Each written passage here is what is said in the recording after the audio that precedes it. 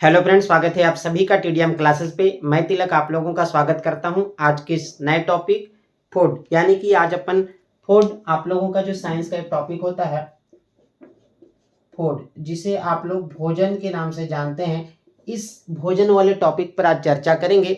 और इस भोजन वाले टॉपिक से संबंधित जो भी चीज़ें हमारे लिए उपयोगी होगी या फिर हमारी परीक्षा की दृष्टि से उपयोगी होगी, उन सभी पर अपन आप विस्तार से चर्चा करेंगे। तो चलिए क्लास की शुरुआत करते हैं। और इससे पहले यदि आप हमारे चैनल पर नए हैं तो चैनल को सब्सक्राइब करें, बेल आइकन को प्रेस करें ताकि आने वाले नए नए वीडियो की नोटिफिकेशन आप तक पहुंचती रहे। तो चलिए साथियों, शुरुआत करते हैं। फूड, सबसे पहले यदि मैं भोजन की बात करूं तो भोजन क्या होता है आप लोग सभी समझ पा रहे होंगे कि भोजन जो होता है, जो हम लोग प्रतिदिन लेते हैं, हम लोग जो भी खाना लेते हैं, कार्बोहाइड्रेट, प्रोटीन, लिपिड्स या फिर जो भी चीज़ें सम्मिलित रूप से अपन लेते हैं उसको अपन भोजन कहते हैं। तो भोजन की सबसे पहले यदि मैं बात करूं तो भोजन जो होती है साथियों, सभी जीवित प्राणियों के लिए मूलभूत आवश्यकता होती है। तो भोजन क्या होती है? सभी सजीवों की मूलभूत आवश्यकता होती है। तो जो भोजन होती है, जो हमारा भोजन होता है, भोजन सभी सजीवों सजीवों की मूलभूत आवश्यकता होती है। क्या होती है? मूलभूत आवश्यकता होती है। क्या होती है साथियों? मूलभूत आवश्यकता होती है। तो आप लोग इतना जानते हैं कि जो हमारा जो भोजन होता है, हम जो फूड्स लेते हैं, उस सभी सजीवों के लिए, सजीव मतलब आप लोग सभी जानते होंगे कि जो भी सजीव होते हैं उन सभी प्राणियों के लिए भोजन क्या होती है? मूलभूत आवश्यकता होती है।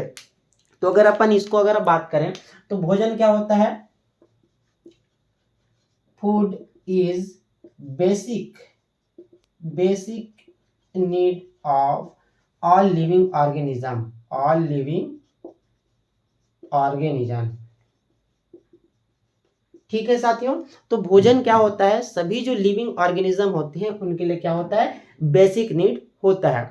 अब आप लोगों के मन में ये सवाल आ रहा होगा कि भोजन से हमको क्या मिलता है या फिर भोजन हम लोग करते क्यों हैं? तो सिंपल सा जवाब आना चाहिए साथियों कि भोजन हम किस लिए करते हैं, क्योंकि भोजन से हमको ऊर्जा मिलती है जिसके द्वारा हम किसी भी कार्य को कर पाते हैं। यानी कि भोजन से हमको क्या मिलती है? ऊर्जा मिलती है, और ऊर्जा के माध्यम से ही हम किसी भी कार्य को कर पाते हैं। तो क्लियर साथियों? तो भोजन से हमको क्या मिलती है? कार्य करने के लिए ऊर्जा की प्राप्ति होती है। तो भोजन होता है, भोजन से हमको क्या मिलता है? भोजन से कार्य करने के लिए, किसके लिए? कार्य करने के लिए हमको क्या मिलता है? कार्य करने के लिए ऊर्जा की प्राप्ति होती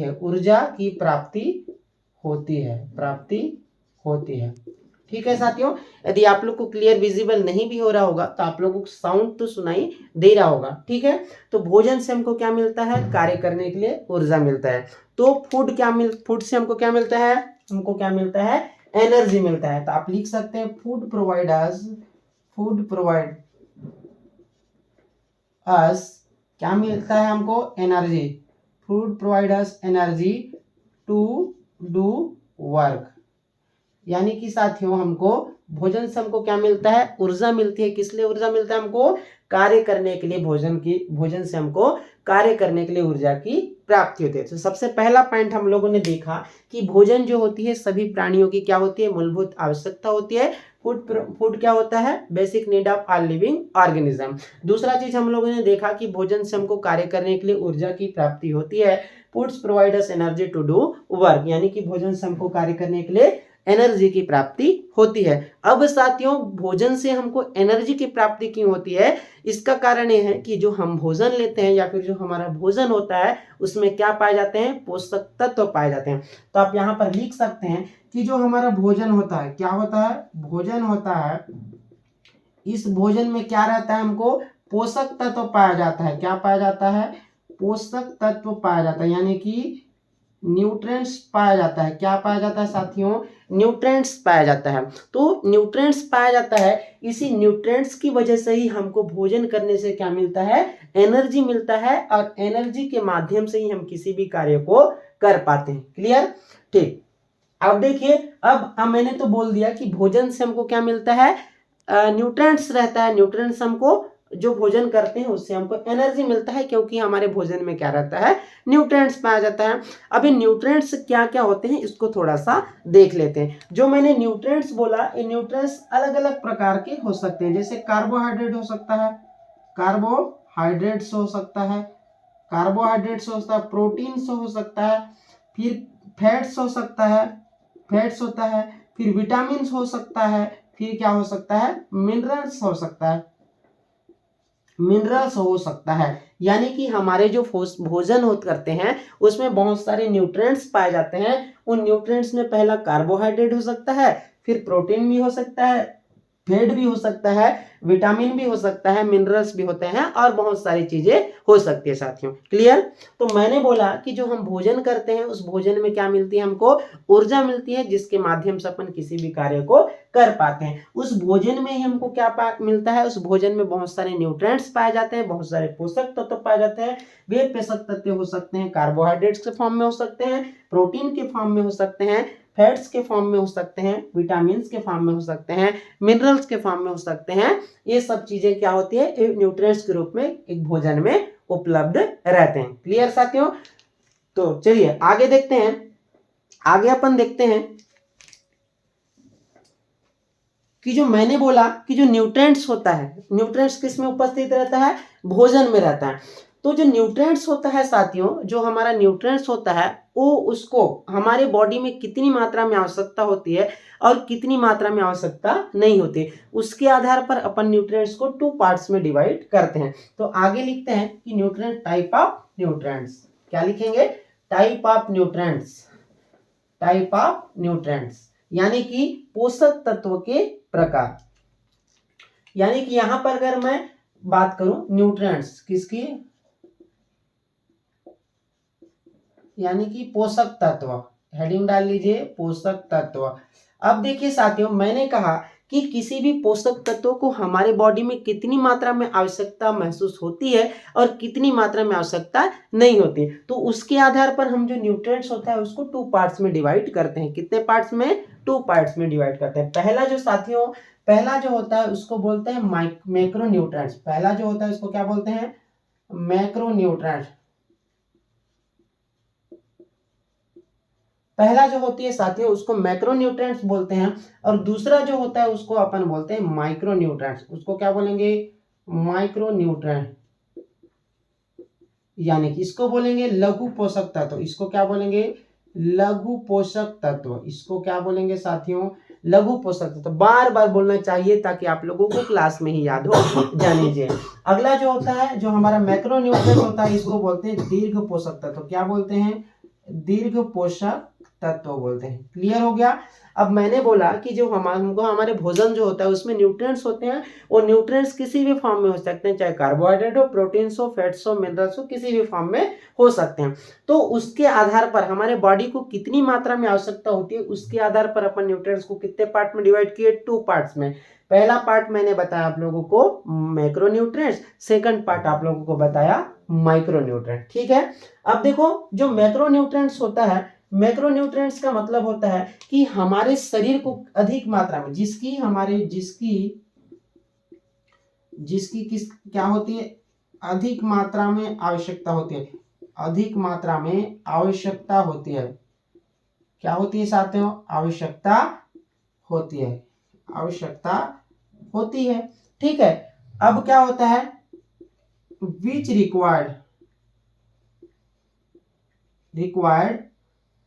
required larger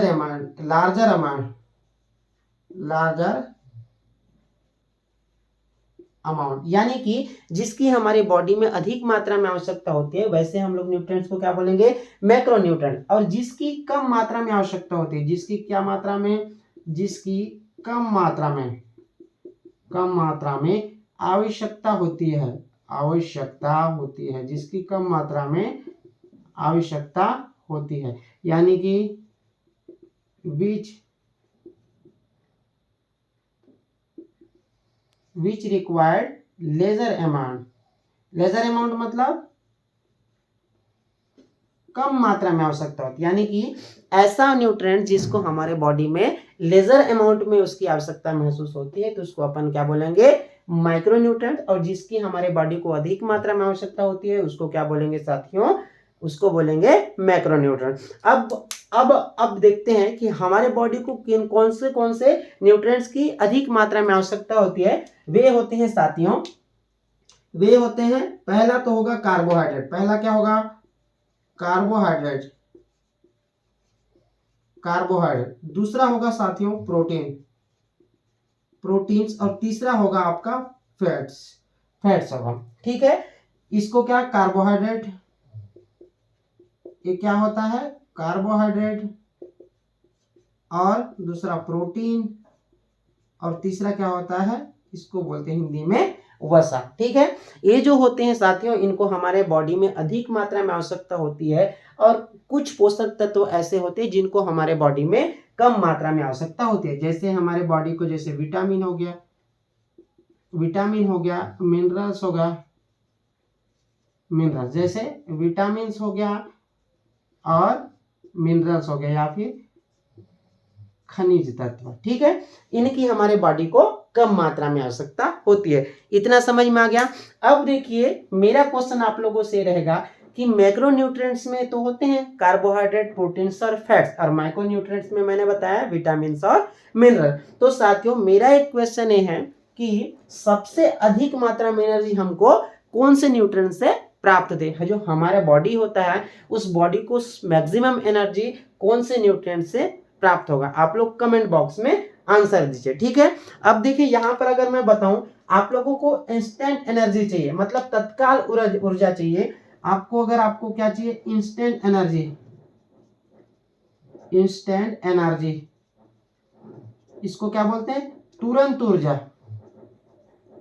तुरंत ऊर्जा। आप लोग देखे होंगे कि जो खिलाड़ी होते हैं, जो प्लेयर्स होते हैं, उनको जैसे 2 मिनट्स का या फिर 3 मिनट्स की ब्रेक लगा रहता है, तो उस टाइम पे उन लोग क्या कर लेते हैं, या फिर केला खा लेते हैं, या फिर क्या लेते हैं, जो ग्लूकोज रहता है, ग्लूकोज पानी पी लेते हैं। उन लोग क्या करते हैं, ग्लूकोज पानी पी लेते हैं। क्यों पी लेते हैं, क्योंकि उनको तत्काल एनर्जी मिलता है। किससे, कार्बोहाइड्रेट। आपको अगर कोई क्वेश्चन पूछे कि हमको इंस्टेंट एनर्जी कौन से न्यूट्रिएंट से प्राप्त होता है, तो आपका जवाब आना चाहिए कार्बोहाइड्रेट। ठीक है, और प्रोटीन किसका काम करता है, प्रोटीन काम करता है हमारा मसल्स बिल्डिंग का काम करता है। प्रोटीन क्या करता है साथियों, मसल्स बिल्डिंग,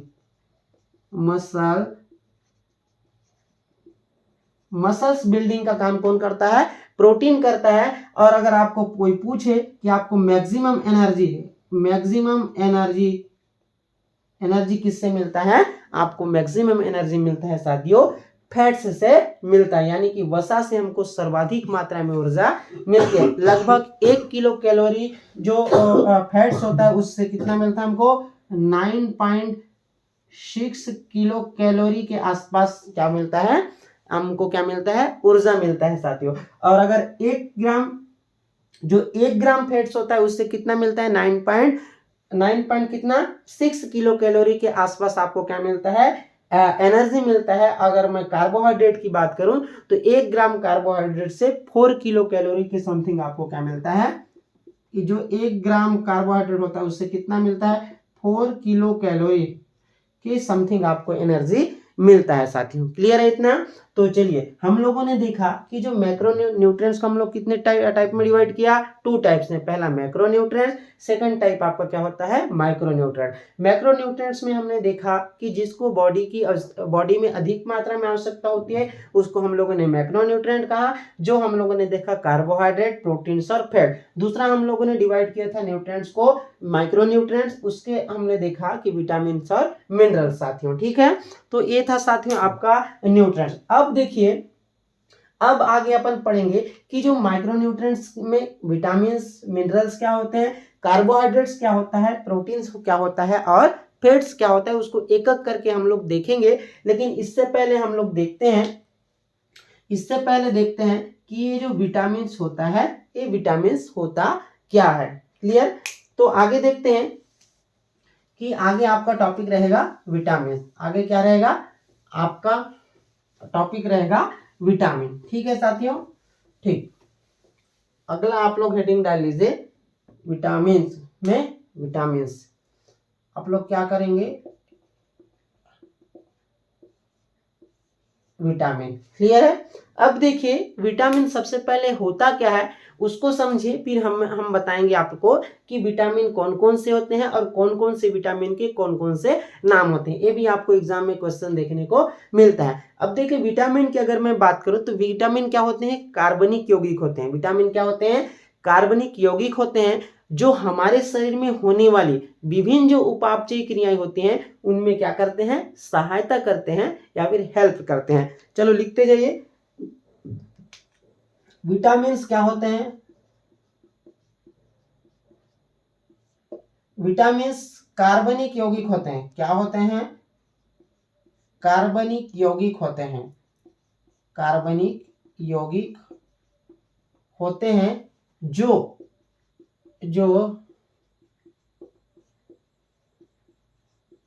हमारे शरीर में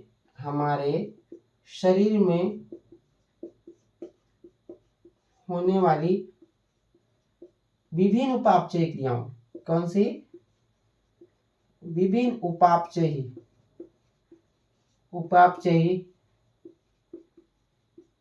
क्रियाओं में क्या करते हैं, सहायता करते हैं। क्या करते हैं साथियों, सहायता करते हैं।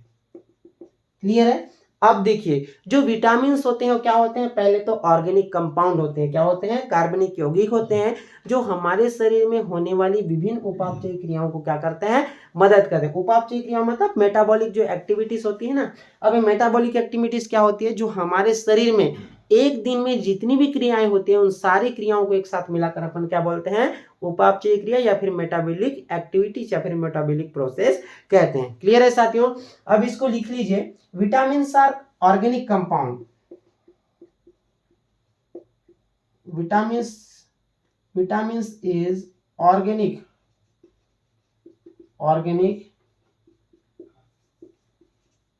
compound which helps in different metabolic process.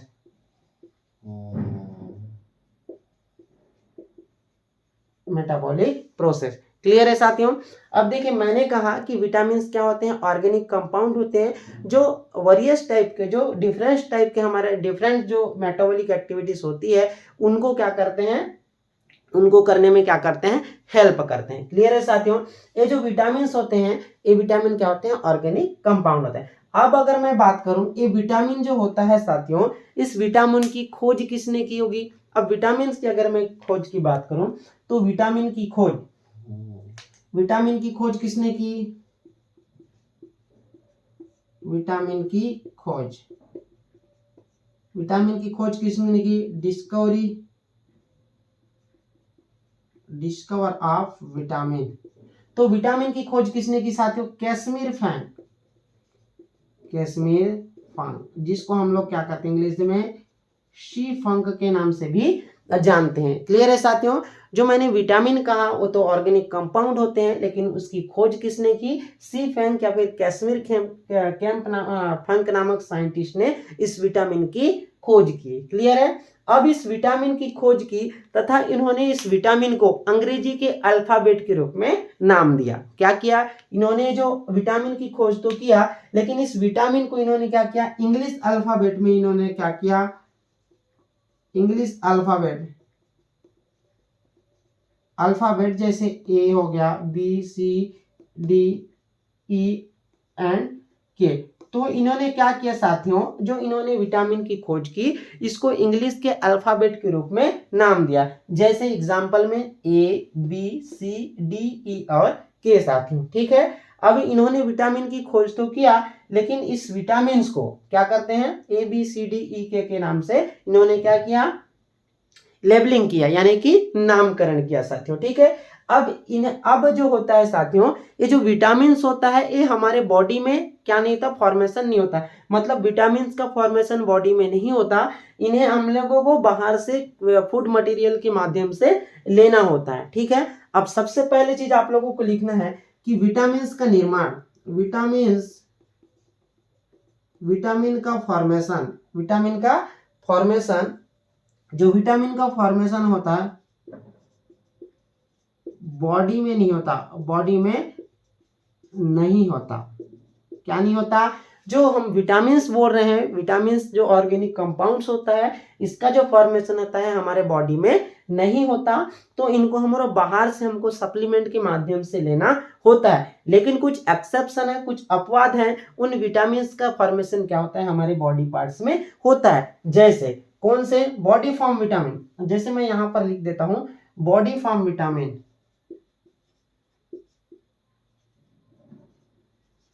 Body form vitamin. ठीक है, बॉडी फॉर्म विटामिन कौन कौन सकता है?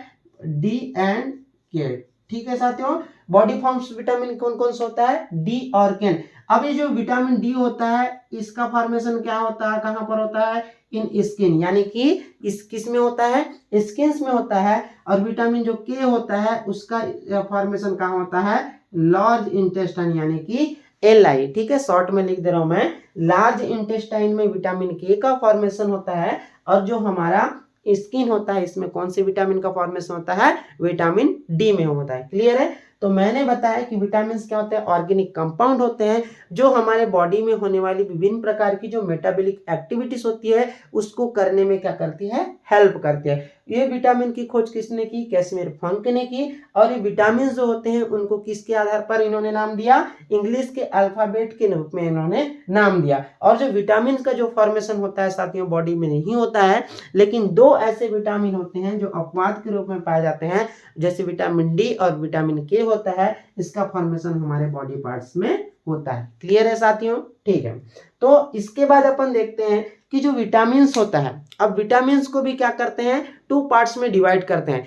एक जैसे वाटर सोल्यूबल विटामिन और एक फेट सोल्यूबल विटामिन। मतलब एक ऐसा विटामिन जो जल में घुलनशील होता है, जल में घुल जाते हैं, उसको वाटर सोल्यूबल विटामिन कहते हैं। और दूसरा ऐसे प्रकार के विटामिन होते हैं जो जल में नहीं घुलते किंतु किस में घुलते हैं? वो फैट्स में घुलते हैं, तो उसको क्या बोलते हैं? फैट सोल्यूबल विटामिन कहते हैं। चलिए देखते हैं आगे कि वे विटामिन कौन कौन से होते हैं। ठीक है, अब देखिए यहां पर मैंने बताया, यहां पर तो मैंने विटामिन की डेफिनेशन बता दी और उसकी खोज किसने की और किस आधार पर उसका नामकरण किया। अगला देखते हैं साथियों, जो विटामिन जो होता है इसको टू टाइप्स में डिवाइड करते हैं।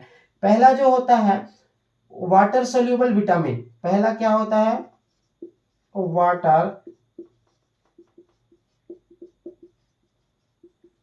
और दूसरा होता है फैट सोल्यूबल विटामिन।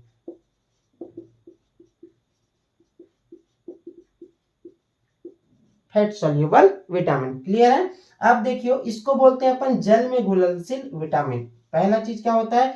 जल में घुलनशील, जल में घुलनशील विटामिन। और दूसरा होता है साथियों वसा में घुलनशील विटामिन, वसा में घुलनशील विटामिन। क्लियर है साथियों?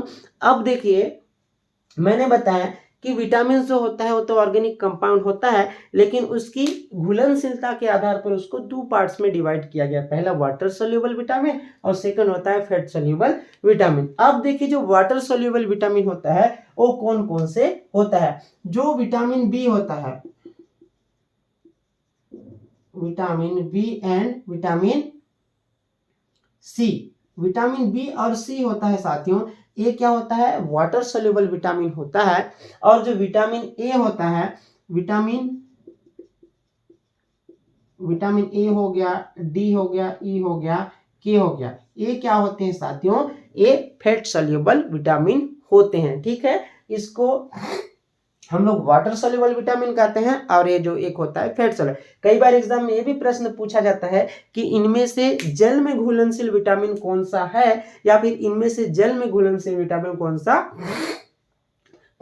नहीं है। उसमें से आपको 4 ऑप्शन दिया जाएगा, उसमें से आपको देखना है कि कौन सा विटामिन जल में घुलनशील है और कौन सा विटामिन जल में घुलनशील नहीं है। ठीक है, या फिर इनमें से वसा में घुलनशील विटामिन है। 4 ऑप्शन दिए रहेगा, जिसमें से आपको 3 ऑप्शन वसा में अघुलनशील दिया रहेगा, एक आपको वसा में घुलनशील दिया। इस प्रकार से आपको क्वेश्चन बना के दिया जाएगा। ठीक है साथियों, अब देखिए जो हमारा विटामिन होता है, विटामिन मैंने पहले बताया कि विटामिन तो कितने प्रकार के, जैसे विटामिन होता है जैसे ए हो गया, बी हो गया, सी हो गया, डी हो गया, ई हो गया और के हो गया। क्लियर है साथियों।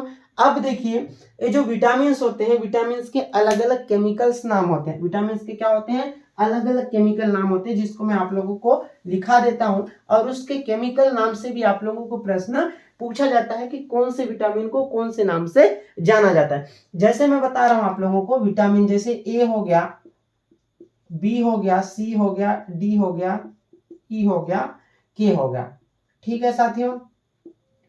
अब देखिए ये जो विटामिन होते हैं इसको एक तरफ आप लोग लिख सकते हो विटामिन नेम। ठीक है, एक होता है विटामिन नेम और उसके केमिकल नेम्स। ठीक है। अब जो विटामिन ए होता है इसको कहा जाता है रेटिनॉल। इसको क्या बोलता है, रेटिनॉल। ठीक है, रेटिनॉल यानी कि इसको क्या बोला जाता है, रेटिनॉल कहा जाता है। ठीक है। दूसरा हमारा विटामिन बी होता है, इसको थायमिन बोला जाता है। इसको क्या बोलते हैं, थायमिन के नाम से जाना जाता है। जो विटामिन सी होता है साथियों इसको बोलते हैं एस्कॉर्बिक एसिड। एस्कॉर्बिक एसिड इसको बोलते हैं एस्कॉर्बिक एसिड, एस्कॉर्बिक अम्ल। ठीक है साथियों। और जो डी होता है साथियों, विटामिन डी होता है, उसका केमिकल नेम होता है कैल्सीफेरॉल। उसका क्या होता है, कैल्सीफेरॉल।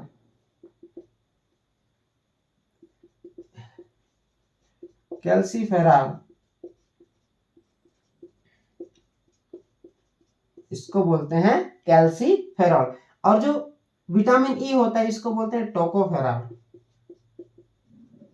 टोकोफेरॉल यानी कि इसको बोलेंगे टोकोफेरॉल। इसको क्या बोलेंगे, टोकोफेरॉल। और अगला जो होता है साथियों विटामिन के होता है, इसको बोलते हैं फिलोक्विनोन। क्या बोलते हैं, फिलोक्विनोन। इसको बोलते हैं फिलोक्विनोन साथियों। ये था आपका विटामिन। विटामिन के नाम है ए बी सी डी ई के। इसमें से विटामिन डी और इसमें से विटामिन बी और विटामिन सी क्या होता है, वाटर सोल्यूबल विटामिन होता है साथियों। ये क्या होता है, वाटर सोल्यूबल विटामिन होता है। ये क्या होता है, विटामिन बी और सी क्या होता है, वाटर सोल्यूबल, वाटर सोल्यूबल होता है। और बाकी ए डी ई और के क्या होता है, फैट सोल्यूबल विटामिन होता है। इतनी चीजें आप लोगों को पता चल गया होगा। अब देखिए साथियों ये तो था विटामिन के नाम और उनके केमिकल नाम। ये आपका विटामिन नेम हो गया और ये आपका केमिकल नेम हो गया। आप लोगों को पूछा जा सकता है कि विटामिन सी का केमिकल नेम क्या है, तो आपका जवाब आना चाहिए कि आपका क्या होगा, एस्कॉर्बिक एसिड। ठीक है। विटामिन डी का केमिकल नेम क्या है बोले तो कैल्सीफेरॉल। आगे नेक्स्ट वीडियो में ये भी बताऊंगा कि विटामिन ए के सोर्स कौन कौन से हैं और विटामिन ए की डिफिशियंसी से होने वाले कौन कौन से डिसीज हैं। ठीक है। इन सारी चीजों के बारे में हम लोग विस्तार से चर्चा करेंगे, लेकिन सबसे पहले हम इन विटामिन के केमिकल नाम से हम लोग क्या होते हैं, रूबरू होते हैं, परिचित होते हैं। फिर आगे की वीडियो में अपन इनसे होने वाले रोग, इनके सोर्स क्या क्या हैं, इन सारी चीजों के बारे में अपन चर्चा करेंगे। अगला देखते हैं साथियों। अब मैंने तो बता दिया विटामिन, आगे जो होता है आपने सुना भी होगा कि विटामिन बी ग्रुप यानी कि बी परिवार के भी कौन कौन से विटामिन होते हैं और उनसे कौन कौन से उनके केमिकल नाम्स होते हैं। ठीक है। अब देखिए विटामिन बी ग्रुप या फिर बी परिवार। विटामिन बी ग्रुप, विटामिन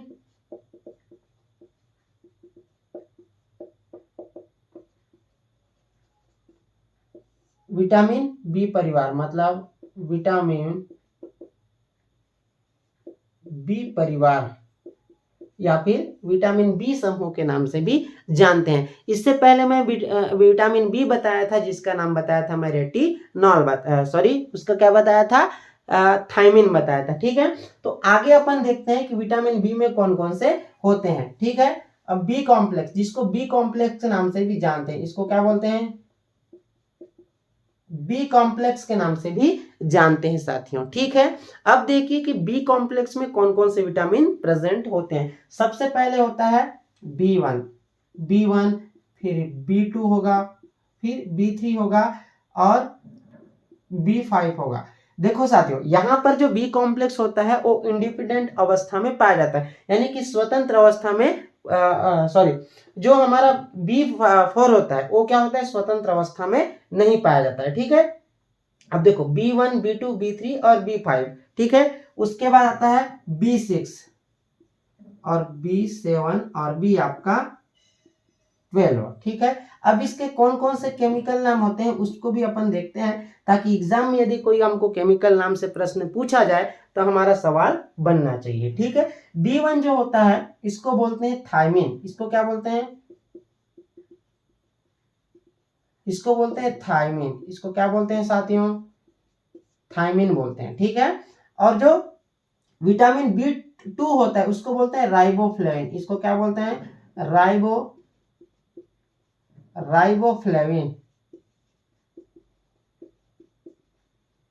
इसको क्या बोलते हैं? राइबोफ्लेविन बोलते हैं। ठीक है, और जो विटामिन B3 होता है इसको बोलते हैं नियासिन या फिर निकोटिनामाइड भी बोलते हैं।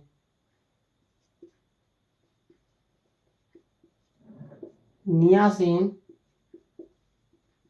या फिर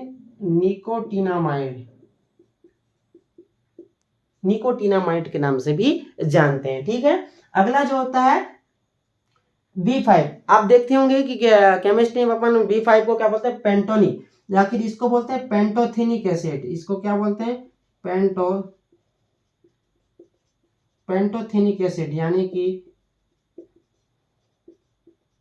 पेंटोथेनिक अम्ल के नाम से भी जानते हैं विटामिन B5 को। ठीक है, उसके बाद जो विटामिन B6 होता है इसको बोलते हैं पायराडॉक्सिन। इसको क्या बोलते हैं? पायराडॉक्सिन। इसको क्या बोलते हैं? पायराडॉक्सिन। आप लोग कभी मेडिकल जाओ और आप लोग देखना बी कॉम्प्लेक्स की अगर टेबलेट मांगते हो तो उसमें बहुत सारी इस प्रकार से केमिकल नाम आपको देखने को मिलेगा। जैसे किसी में नियासिन लिखा रहेगा या फिर जैसे पेंटोथेनिक लिखा रहेगा। तो पेंटोथेनिक लिखा रहेगा मतलब आप लोग को समझ जाना है कि हमको क्या मिला है? विटामिन B5 का कैप्सूल मिला है या फिर टेबलेट मिला है। ठीक है, पायराडॉक्सिन लिखा रहेगा तो आपको समझना है कि हम क्या ले रहे हैं? विटामिन B6 ले रहे हैं। ठीक है, इस प्रकार से आप लोग देखिएगा कभी मेडिकल जाते हो। तो विटामिन B7 होता है तो इसको बोलते हैं बायोटिन। इसको क्या बोलते हैं? बायोटिन बोलते हैं साथियों। ठीक है, बायोटिन बोलते हैं, बायोटिन। ठीक है, इसको क्या बोलते हैं? बायोटिन। इसको बायोटिन बोलते हैं और इसको बोलते हैं साइनोकोबालामिन।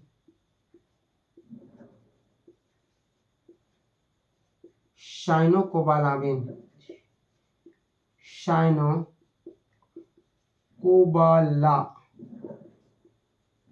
ठीक है, इसमें साथियों क्या उपस्थित रहता है? सल्फर की अधिकता होती है और इसमें कोबाल्ट पाया जाता है। इसमें कोबाल्ट पाया जाता है। ये कई बार प्रश्न पूछा जा चुका है कि ऐसा कौन सा विटामिन है जिसमें कोबाल्ट पाया जाता है। तो आपको क्या आंसर लगाना है? Vitamin B12। और ऐसा कौन सा विटामिन जिसमें सल्फर पाया जाता है? तो आपका क्या होता है? Vitamin B7। इसके अलावा एक और विटामिन होता है जैसे B9 होता है, इसको बोलते हैं फॉलिक एसिड। इसको क्या बोलते हैं? Folic acid. इसको क्या बोलते हैं? फॉलिक एसिड के नाम से जानते हैं और इसी को विटामिन BH के नाम से भी जाना जाता है साथियों। ठीक है, तो ये तो था साथियों क्या? विटामिन तथा विटामिन से जुड़े उनके केमिकल्स नाम। आगे नेक्स्ट वीडियो में अपन देखेंगे कि इन विटामिन की क्या क्या सोर्सेस हैं, इनके डिफिशियंसी से हमको कौन कौन से डिसीज होते हैं। उन सारी चीजों के बारे में हम लोग विस्तार से अपन क्या करेंगे? अगले यानी कि नेक्स्ट वीडियो में चर्चा करेंगे। तो आज की वीडियो में इतना ही, मिलते हैं अगली क्लास में। तो आज के लिए इतना ही साथियों, थैंक यू।